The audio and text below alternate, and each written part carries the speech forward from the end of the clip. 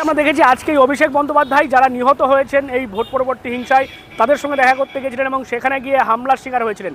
সেই নিয়েও দেখা গেছে সাংসদ কল্যাণ বন্দ্যোপাধ্যায় সরব হয়েছেন। সিআইডিটা প্রশ্ন নয়, প্রশ্নটা হচ্ছে হামলাটা প্রশ্ন। হামলা হয়েছে, যে হামলাটা হয়েছে এটা আজকে পশ্চিমবাংলার ললেসনেস কোন জায়গায় সেটা প্রমাণ করে দেয়।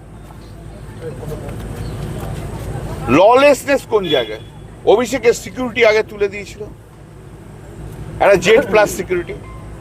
অভিষেক চোখে তো জানেন অপারেশন, চোখ সুস্থ চোখ নয়, আজ তাকে সেইখানে আঘাত করা হয়েছে। চোখকে উদ্দেশ্য করে ডিম ছোড়া হয়েছে, ইট ছোড়া হয়েছে। এটা কি পশ্চিমবাংলার রাজনীতি? আজ পর্যন্ত কোনোদিন দেখেছেন? বলছে মানুষের অ্যাঙ্গার। আরে মানুষের অ্যাঙ্গার কি? মানুষের অ্যাঙ্গার যদি না থামাতে পারো তাহলে তুমি পশ্চিমবাংলা থেকে তুমি সরকার থেকে রিজাইন করে যাও। আমি ধরে নিচ্ছি তর্কের খাতিরে ভুল হয়েছে কিছু, তা বলে এইভাবে মেরে ফেলবে নাকি? 2000 লোক আমার পিছনে পিছনে 1000 1500 বিজেপির লোকরা দৌড়বে? কোন ললেসনেস জায়গায় চলে গেছে? যারা এই জায়গা আটকাতে পারে না তাদের একদিনও গদিতে থাকা উচিত না, একদিনও গদিতে থাকা উচিত না। They should leave. অপদার্থ মুখ্যমন্ত্রী একটা, ভিন্ডিকটিভ মুখ্যমন্ত্রী একটা, স্ট্রবার্ন মুখ্যমন্ত্রী একটা, অটোক্রেট মুখ্যমন্ত্রী একটা।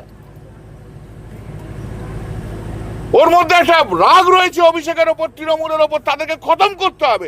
বিজেপি বিরোধী দল তৃণমূল কংগ্রেস তাকে রাজনীতি করতে দেব না, এটাই হচ্ছে তার policy. Complete lawlessness, complete lawlessness আজকে পশ্চিমবাংলায় রয়েছে।